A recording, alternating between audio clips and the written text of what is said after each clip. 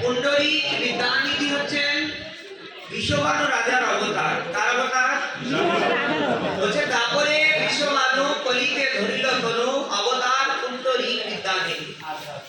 ও কত ছবি তুলতে হবে না, বসে বলুন 10 মিনিট, আমি তো গ্রন্থ দিতে পারছি না। হরে কৃষ্ণ। সবাই হাত তুলুন, হাত তুলুন। ওম হরে কৃষ্ণ হরে কৃষ্ণ কৃষ্ণ কৃষ্ণ হরে হরে হরে রাম হরে রাম রাম রাম হরে হরে। সকলে শ্রী চরণ বন্দনা করি। এই স্থানটি হচ্ছে পুণ্ডরীক ধাম। কি ধাম? পুণ্ডরীক ধাম। পুণ্ডরীক বিদ্যানিধি হচ্ছে বিশ্বভানু রাজার অবতার। কার অবতার? বিশ্বভানু রাজা। তারপরে বিশ্বভানু কলিতে ধরিল তনু অবতার পুণ্ডরীক বিদ্যানিধি। যিনি দ্বাপর যুগে রাধারানীর পিতা বিশ্বভানু রাজা ছিলেন, সেই বিশ্বভানু রাজাই কলিযুগে তিনি পুণ্ডরীক বিদ্যানিধি নামে আবির্ভূত হয়েছেন। জয় পুণ্ডরীক বিদ্যানিধি কি জয়।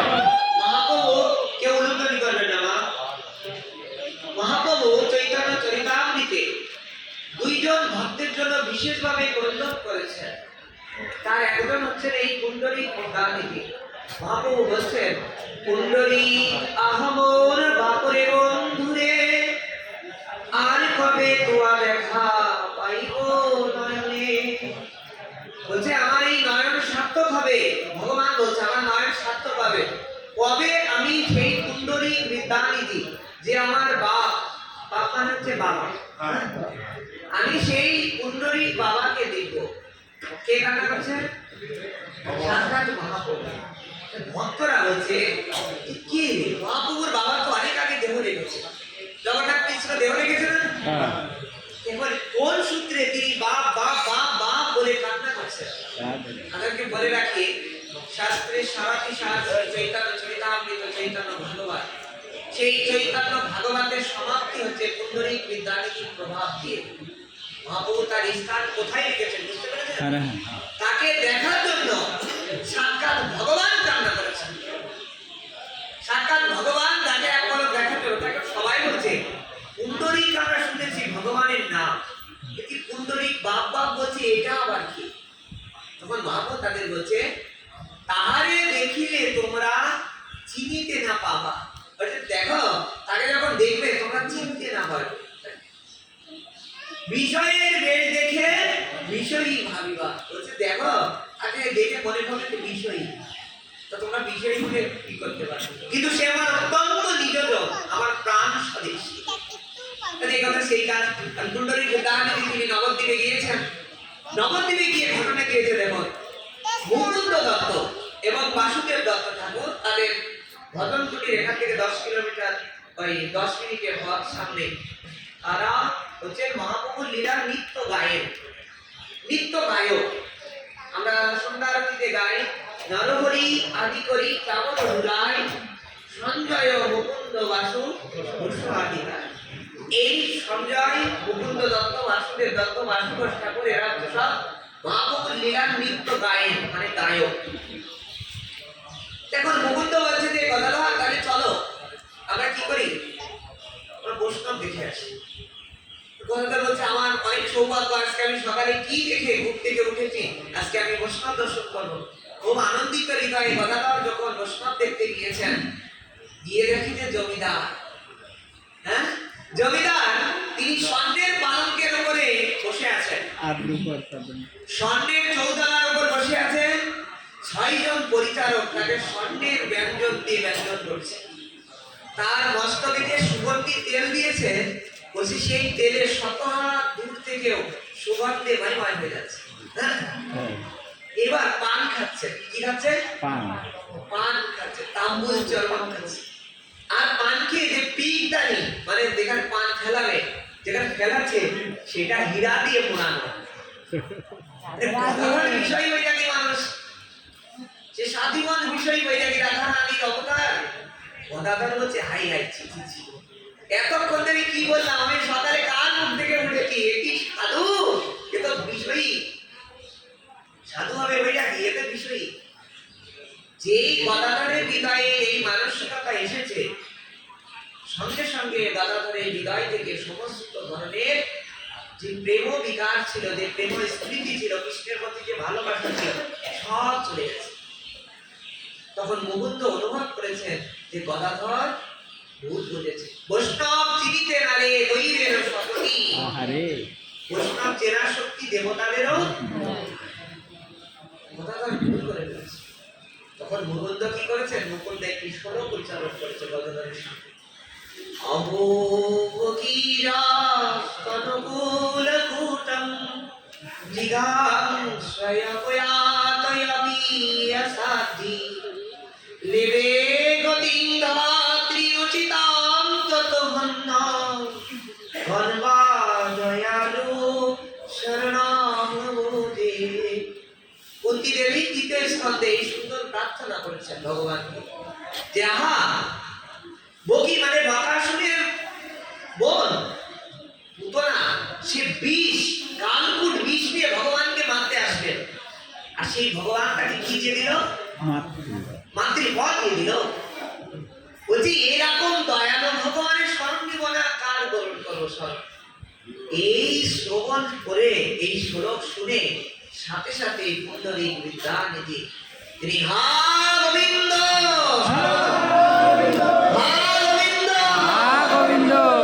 এমন ব্রহ্মবেদী গোবিন্দ উচ্চারণ করেছে যে আকাশ টলমল হওয়া শুরু করেছে। আকাশ টলমল হওয়া শুরু করেছে, ভূমি কম্পিত হচ্ছে তার সেই গোবিন্দ ধ্বনিতে। দিয়েই তিনি গোবিন্দ বলে মূর্ছা গেছে। আর শরীরে এমন বিকার দেখা দিয়েছে, গদাধর তখন বুঝতে পেরেছে যে শুধু ভাগবতের একটা শ্লোক শুনে যার ভিতর কৃষ্ণ প্রেমের এমন বিকার হতে পারে, এ তো সে বৈষ্ণব নয়। আমার কি হয়ে গেছে?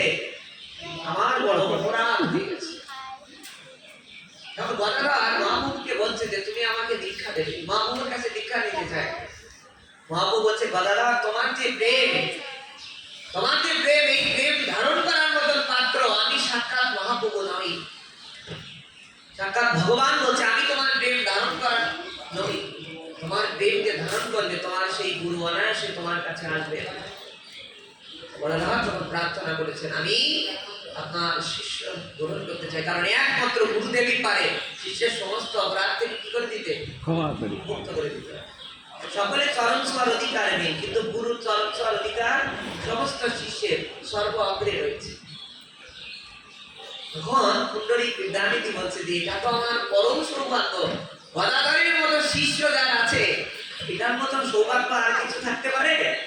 বলছে পুণ্ডরীক গদাধর দুইয়েরও মিলন, যে শোনে যে পড়ে তার মিলে প্রেম ধন। যে এই গদাধর পুণ্ডরীকের মিলন শ্রবণ করবে, এই কথা শ্রবণ করবে, মহাপ্রভু বলছে তার কৃষ্ণ প্রেম লাভ হবে। তাই এদের পদবী মহাপ্রভু বলছেন ইহারও পদবী পুণ্ডরীক প্রেম নিধি, প্রেম ভক্তি বিলাইতে গড়াইলেন বিধি। যে ধামে এসেছেন এই বিদ্যানিধিকে মহাপ্রভু বলছেন প্রেম ভক্তি দান করার জন্য সাক্ষাৎ ভগবান একে গঠন করেছেন।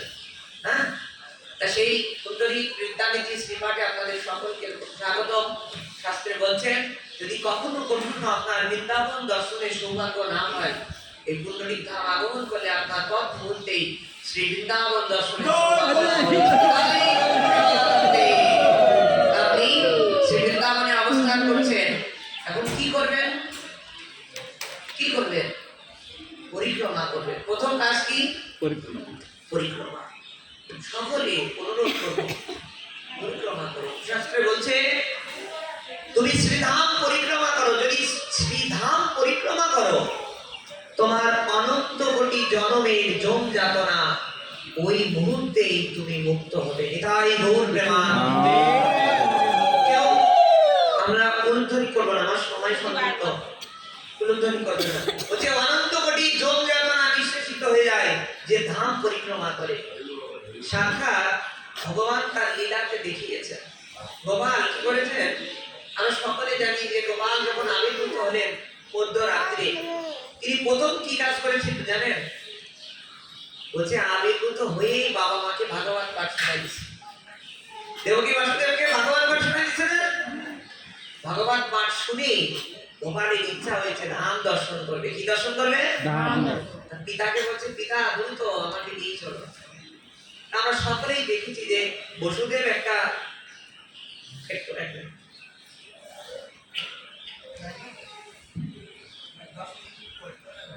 ঝুড়িতে করে বসুদেব নিয়ে যাচ্ছে, উপরে অনন্ত শেষ ফলা দিয়ে যাচ্ছে, দেখেছো ছবিটা? কিন্তু শাস্ত্র বলছে এটা ভুল ছবি, এটা ঠিক নয়। ভগবান শুয়েছিল না, ভগবান বসেছিল। কি ছিল? বসেছিল। কারণ তিনি আবির্ভূত হয়েই ধাম পরিক্রমায় বেরিয়েছে। পিতার মস্তকে ছড়ে তিনি দর্শন করছে, এই তো রমনা, এই তো তিনি গোবর্ধন, আমি তো এই জন্য এসেছি। ভগবান শিক্ষা দিচ্ছে, আমিও যেভাবে ধাম পরিক্রমা করছি, তোমাদের উচিত কি করা? ধাম পরিক্রমা। যাকে ভগবান দুইটি পা দিয়েছে, এই দু পাকে সার্থক করবেন। এই জন্মে দুইটা পা পেয়েছি, সামনের জন্মে যে দুইটা পা পাবো কিনা তার কোনো গ্যারান্টি নেই। কোনো গ্যারান্টি আছে? এই জন্মে দুই পায়ে ঠাকুর পাওয়া, সাড়ে জন্মে যে চার পায়ে পুরাবো কিনা কোনো গ্যারান্টি। এই দু পাকে সার্থক করতে হবে। সার্থক করার জন্য কি করতে হবে? ধাম পরিক্রমা। দ্বিতীয় ধাম মহিমাতে বলছে ধাম পরিক্রমা করতে হবে খালি পায়ে। কি পায়ে? খালি পায়ে। কখনো জুতা স্যান্ডেল এগুলো দিয়ে ধাম পরিক্রমা করতে নাই। যারা অপারক তাদের ক্ষেত্রে আলাদা। চিন্ময়বাবু বলতেন যে বর্তমানে বৌমা এরা এমন মডার্নিস্ট হয়ে গেছে, সব ফার্মের কুকড়া, ফার্মের কুকড়া হয়ে গেছে। একটু হাটের যে পরিক্রমা করবে সেই সময়টা সেটা পায়, ফার্মের কুকড়া হবে না। ধামে আসলে শুধু কি করতে হবে? বলছে ধামে যদি কেউ হাটেও শ্রীমতী রাধারানী সেটাকে নৃত্য রূপে গ্রহণ করে। তিনি কি করছেন? তিনি নৃত্য করছেন। ধামের প্রতি পদক্ষেপ ফেলে প্রতি পদক্ষেপে অশ্বমেধ যজ্ঞের ফল হয়। এত ধাম মহিমা সম্ভব। এবার দেখো বলছে যদি ধাম পরিক্রমার সময় একটা কাটা, ধরেন ভুল ক্রমে একটা কাটা আপনার পায়ে কি হয়ে গেছে? ভিতরে সাক্ষাৎ মহাপ্রভুর পায়ে অনেক কাটা বিদ্ধ হয়েছে। মহাপ্রভু এই শুভ ভক্তি করেছেন যে ধাম পরিক্রমা, বৃন্দাবন পরিক্রমার সময় যদি ভুলবশত কারো পায়ে একটি কাটা বিদ্ধ হয়, শ্রী ভগবান ওই মুহূর্তেই তার অনন্ত কোটি জন্মের যে জম যাতনা আছে তা থেকে তাকে মুক্ত করে দেয়। এটা হচ্ছে ধাম পরিক্রমার সুফল। এটা হচ্ছে ধাম পরিক্রমার সুফল। কিন্তু আমরা সেই সুফল পূর্ণরূপে লাভ করতে পারি না কেন? এর পিছনে আমাদের কিছু ত্রুটি থেকে যায়। কি থেকে যায়? ত্রুটি থেকে। তার প্রথম ত্রুটি হচ্ছে আমরা তীর্থগুরুকে অবজ্ঞা করে ফেলি। আপনারা নয়, আমি করে ফেলি। তীর্থগুরুকে কি করি? আমাদের শাস্ত্রে 24 জনা গুরুর কথা বলেছে। কত জনা গুরু? খুব ধ্যান দিয়ে শুনবেন। 24 জনা মুখ্য গুরু মনুসংহিতা ভাগবতে আছে। যদু অবধূত সংবাদে অবধূতের দত্তায়ত্ত মনের তিনার 24 জনা গুরু ছিল, সেটি আলাদা প্রসঙ্গ। তো আমাদের মনুসংহিতা স্মৃতি অনুসারে আমাদের গুরু কতজন? সেই গুরু প্রথম গুরু হচ্ছে পিতামাতা। প্রথম গুরুকে পিতামাতা। আমরা পিতামাতার কাছে কোন প্রথম ঋণ হয়ে যায় কিভাবে জানেন? বলছে পিতামাতা কোনো সংকোচ ছাড়া, কোনো পাওয়ার আশা ছাড়া যেদিন সন্তানের মন পরিষ্কার করে ডান হাত দিয়ে, ওই দিনই সন্তান পিতামাতার কাছে চিরঋণী হয়ে যায়। এই দিন জীবনেও সে শোধ করতে পারবে। এই দিন সে শোধ করতে পারে। এখন সন্তানরা কি দিয়েছ পিতামাতার কাছে? কি দিয়েছ? আমি মনে হচ্ছে কি দেয়নি, কি দেয়নি। কারণ সন্তান সেই শিক্ষা লাভ করেনি। পিতামাতার যে কি অবদান, মায়ের গুরুত্ব, এই শিক্ষাগুলো আমরা আমাদের সন্তানকে দিতে পারছি না। সেই 24 জনা গুরু আলোচনা করার সময় নিয়ে আমি তীর্থগুরু নিয়ে আলোচনা করি। তীর্থগুরু আলোচনা করতেই হবে। প্রথমেই যখন আপনি তীর্থে প্রবেশ করেছেন, আগে তীর্থগুরুর মহিমা শিখতে হবে। এই তীর্থ করাতে যত স্বীকৃতি হবে আপনার, আগে ভালোটা দিন। আগে ভালো খাবার দিলে ভালো হবে না।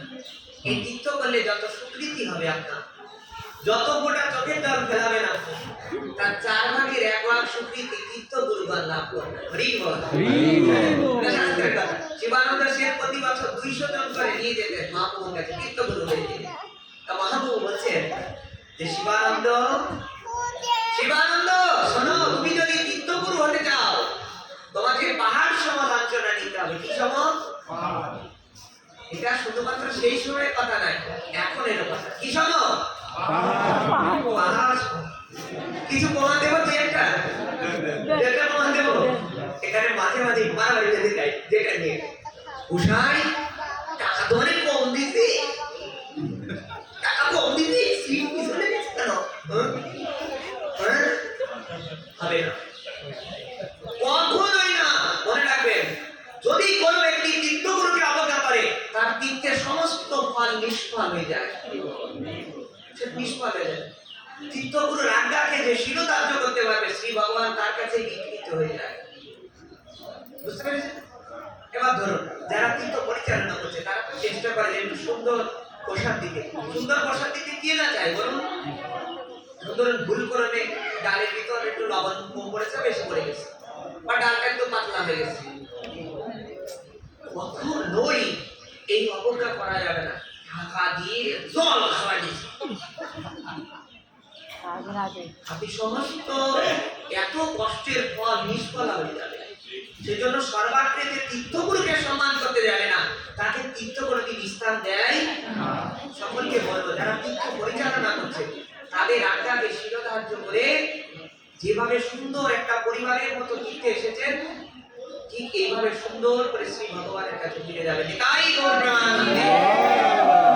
এই বছর যারা 2 জন এসেছেন, সামনের বছর আরো 2 জনকে নিয়ে আসবেন। আমি অনেকের জানি যাদের বিয়াই বিয়ান, হ্যাঁ, একেবারে ঘরের ভিতরে বসে পান চাওয়াশা করে, এর জীবনটাই মিথ্যা চলে গেছে। এই জীবনটাই মিথ্যা চলে গেছে।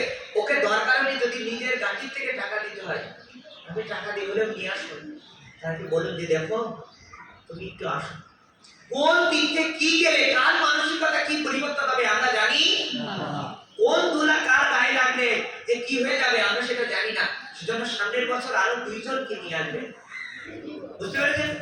এবার 2 বছর এসেছেন, সামনের বার আরো 2 বার আসবেন। ঠিক আছে?